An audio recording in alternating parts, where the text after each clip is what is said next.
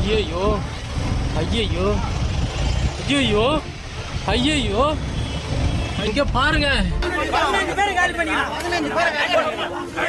சென்னை பூந்தமல்லி வானகரம் நெடுஞ்சாலையில் குடிபோதையில் தன்னுடைய கட்டுப்பாட்டை இழந்து அதிவேகமாக தாறுமாறாக காரை ஓட்டி சாலையில் சென்று கொண்டிருந்த இருசக்கர வாகனங்கள் மீதும் கார் மீதும் பயங்கரமாக மோதி பல விபத்துக்களை ஏற்படுத்தியுள்ளார். இவர் அதிவேகமாக மோதியதில் 2 பேர் சம்பவ இடத்திலே உயிரிழந்துள்ளார்கள். இன்னும் பலர் படுகாயம் அடைந்து மருத்துவமனையில் தீவிர சிகிச்சையின் பிரிவில் அனுமதிக்கப்பட்டுள்ளனர். பெரும் போராட்டத்திற்கு பிறகு போலீசாரும் பொதுமக்களும் இவரை விரட்டி பிடித்துள்ளனர். போலீசார் இவரை விசாரிக்கிறப்ப என்ன தெரிய வந்துச்சுன்னா, இவருடைய பேரு சாய் ஸ்ரீனிவாஸ், வயது 35, வேலப்பஞ்சாவடியில வசிக்கிறாரு. சம்பவத்தன்று குடும்பத்தில் ஏற்பட்ட ஏதோ சண்டையினால பயங்கரமாக குடித்துவிட்டு தன்னுடைய 3 வயது மகளை காரில் ஏற்றிக்கொண்டு இவர் கண்ணுல படுற எல்லாரும் மேலுமே பயங்கரமா மோதி இருக்காரு. இவ மோதினதுல 2 பேர் ஸ்பாட்ல ரத்த வெள்ளத்துல துடிச்சு இறந்திருக்காங்க. இன்னும் பல பேர் மருத்துவமனையில உயிருக்கு போராடிட்டு இருக்காங்க. இந்த 2 பேர் என்ன பாவங்க பண்ணாங்க? 2 பேரோட குடும்பம் இன்னைக்கு நடு தெருவில் நின்றுட்டு இருக்கு. இது ஒன்றும் புது சம்பவம் இல்லைங்க.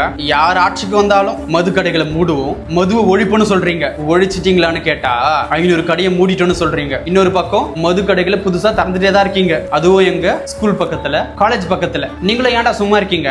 இப்பயே நீங்களும் வாங்கி குடிங்க, அப்போதான் நாங்க கல்லா கட்ட முடியும்னு சொல்றீங்களா? கேட்டா ரொம்ப லாஜிக்கா பேசுறீங்க. இதுல வர வருமானத்துல தான் ஏழைகளுக்கான பல திட்டங்களை செயல்படுத்துறோம். உலகத்துல எவ்வளவோ அரசாங்கம் இருக்கு. அவங்க என்ன இந்த மாதிரி மதுவை வித்து அதுல வர வருமானத்துல தான் திட்டங்களை செயல்படுத்துறாங்களா? நாங்க மதுக்கு எதிராக போராடுறோம்னு வீட்டு வாசல் நின்னு கருப்பு கொடி காமிச்சிங்க, கருப்பு துணியை கட்டிக்கிட்டீங்க. ஆனா ஆட்சிக்கு வந்ததும் அமோகமா மது விக்கிறீங்க. எவன் குடி அழிஞ்சு போன உங்களுக்கு என்ன?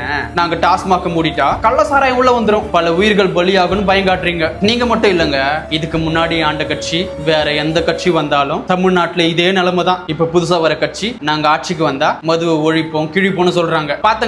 பார்த்தோம். நீங்க கும்பலா போய் டாஸ்மாக்ல பண்ண சேட்டைகளை பார்த்தோம். இதுல அரசாங்கத்தை குறை சொன்னா மட்டும் போதாதுங்க. நீங்க தாங்க மாறணும். சுய ஒழுக்கம் இருக்கணும், சுய கட்டுப்பாடு இருக்கணும். நீங்க உங்க மனசுல இருந்து அந்த மது ஒழிச்சாதான் மது ஒழிக்க முடியும். இந்த குடியினால உங்க குடும்பமும் நாசமா போகுது. அப்படி என்னங்க உங்க குடும்பத்தை விட அந்த குடி முக்கியம்? கேட்டா 1000 நொட்டக்கதை சொல்றீங்க. சோஷியல் ட்ரிங்கிங் சொல்றது, பார்ட்டி பண்றேன்னு சொல்றது, ஸ்ட்ரெஸ் ரிலீஃப்னு சொல்றது, பெண்கள் நாங்களும் உங்களுக்கு சலிச்சவங்க இல்லைன்னு சொல்லிட்டு நீங்களும் யூக்குல குடிக்க ஆரம்பிக்கிறீங்க. கேட்டா பெண் சுதந்திரம். இதெல்லாம் பாக்குறதுக்கே ரொம்ப அதிர்ச்சியா இருக்குதுங்க. எங்கெங்க போயிட்டு இருக்கு நம்ம சமுதாயம்? நீங்க குடிச்சு உங்களை அழிச்சுக்கிறது இல்லாம உங்களை நம்பி இருக்கிற குடும்பத்தையும் அழிக்கிறீங்க.